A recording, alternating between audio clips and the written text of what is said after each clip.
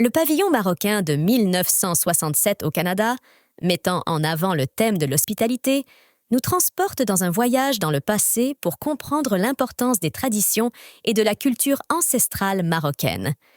La journaliste Sheila Arnopoulos présente tous les détails de l'exposition dans son article, publié dans le journal Montréal Star, du 1er juin 1967, page 52.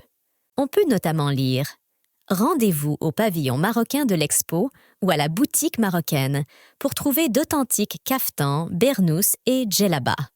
Les couleurs allaient des crèmes riches, rose doré, vin profond et du vert royal. Les matériaux utilisés étaient des laines légères, des soies imprimées, des cotons fins, du velours et de la mousseline. Des broderies multicolores réalisées à la main embellissent de nombreuses créations. Presque tout était long, ample et fluide.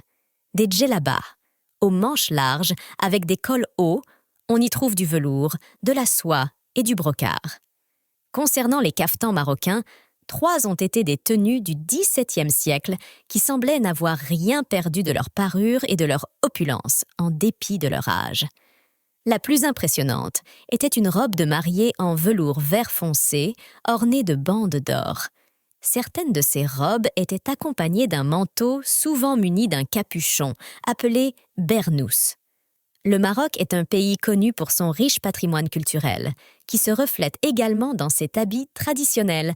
Souvent colorés et ornés de broderies complexes, les femmes portent souvent des caftans, robes longues et amples, avec des manches larges et une ceinture à la taille. Les hommes portent généralement des djellabas, tuniques longues en laine ou en coton, portées avec un chapeau appelé un tarbouche.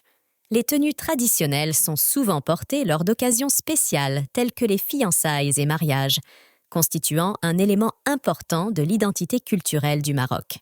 À la prochaine pour de nouvelles archives.